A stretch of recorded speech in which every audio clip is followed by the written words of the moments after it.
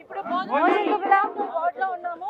షకీల్ అమీర్ గారి వాళ్ళ సతీమణి కూడా మనతో పాటు ఉన్నారు. వాళ్ళకి ఇక్కడ ఎలక్షన్ ప్రచారం ఎలా సాగుతోంది, ఎలక్షన్ కి వాళ్ళు చేస్తున్న ముమ్మరాలు ఏంటి, వాళ్ళ తర్వాత వాళ్ళ ప్రత్యామ్నాయాలు ఏంటో వారిని సతీమణి అడిగి తెలుసుకునే ప్రయత్నం చేద్దాం. మేడం నమస్తే. మేడం నమస్తే అమ్మా.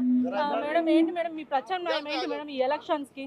లేదు, ఎందుకంటే కేసీఆర్ సార్ చాలా మంచి మంచి పథకాలు పెట్టినారు. ఆ పథకాలు పెట్టిన తర్వాత ఇది కాంగ్రెస్ గవర్నమెంట్ వచ్చి అది పథకాలు మొత్తం ఫినిష్ చేసిచ్చినారు.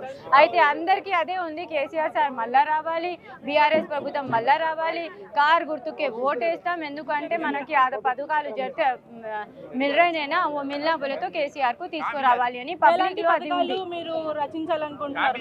కేసీఆర్ కిట్ ఉంది, న్యూట్రిషన్ కిట్ ఉంది, ఇమాం మోజం సాబ్ కి తోఫా మంత్లీ శాలరీస్ ఉంది, అట్లాంటి 200 కి 2000 పెన్షన్ చేసినారు. ఎడ్యుకేషన్ కోసం చాలా చేసినారు కేసీఆర్. చెప్పాలంటే చెప్పాలంటే చాలా టైం కావాలి. అసలు మీరు 1 అవర్ తీసుకోవాలి నాది అసలు KCR sir K బారే May బోల్నా బోలేతో.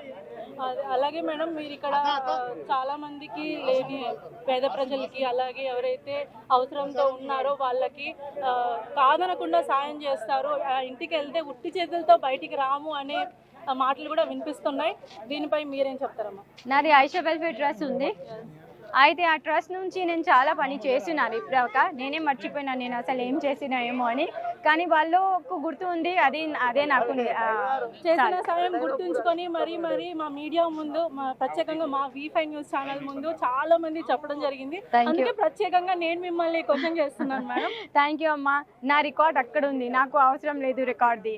Okay madam, all the best. మీరే నెక్స్ట్ మేయర్ కాబోతున్నారని కూడా ఇక్కడ వినిపిస్తుంది. ఏం లేదు, థ్యాంక్ యూ సో మచ్. అది మీ అందరూ ప్రేమ, అది అందరూ మీ ప్రేమ అది. Thank you so much.